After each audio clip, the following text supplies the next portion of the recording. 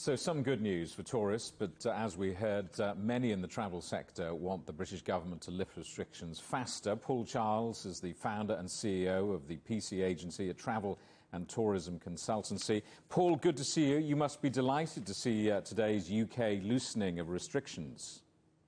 It's terrific news, actually, that we've got a restart. As predicted in the Prime Minister's roadmap back in February, he said that May would be the time for overseas travel to restart. It's what many of us were calling for, and it's to be welcomed. What we now need to see, of course, is a widening, cautiously widening that green list, so there are more than 12 destinations on there, and travel can be safe and responsible. So we'd like to see it widened within the next 3 weeks, by the time of the next review of June the 7th. There are countries in the world which deserve to be on that list due to their very good pandemic track record in terms of keeping infections low and mortalities low. This is a big test, though, isn't it? Portugal is a prime holiday destination for Brits. I wonder how important is the UK government's decision to let holidaymakers from the UK into the country? It's a very good point, in that Portugal is being seen as a test run, as a trial to see if travel can be safe and responsible. I'm convinced it can be.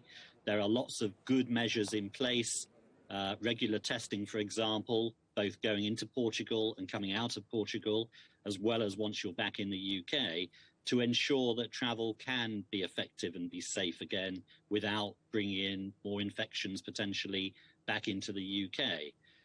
I think the other thing is that we're seeing, as Michael O'Leary pointed out there from Ryanair, a gradual opening up now of more countries. Confidence is beginning to increase, but there's still a lot of work to do to convince consumers who are not as confident.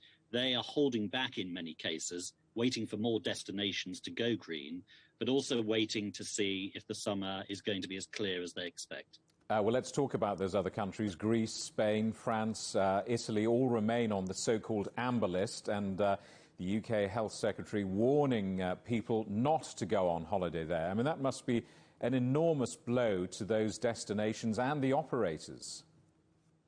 It's a huge blow to the travel sector to hear the government not being as confident as perhaps they were a few days ago. But the key thing is not illegal to travel from today from the UK. You can actually go anywhere as long as that country, of course, will have you. And many of them have their own restrictions in place.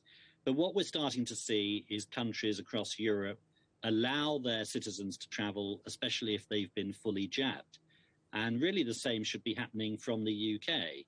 As you mentioned earlier, over 35% of the UK population have now received 2 jabs. They're fully dosed. Some 60% have had 1 dose. So we have a very high vaccine rollout and successful rollout in the UK. And really, those are safe people to be travelling. So many countries need tourists to come in to help their economies. And we should be enabling more fully jabbed citizens to travel.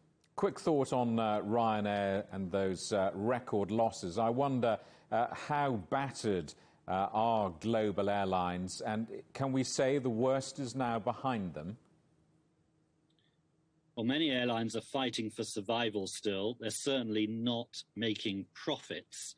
I hope the worst is behind them. Certainly they're planning to fly more planes this summer than they did last summer.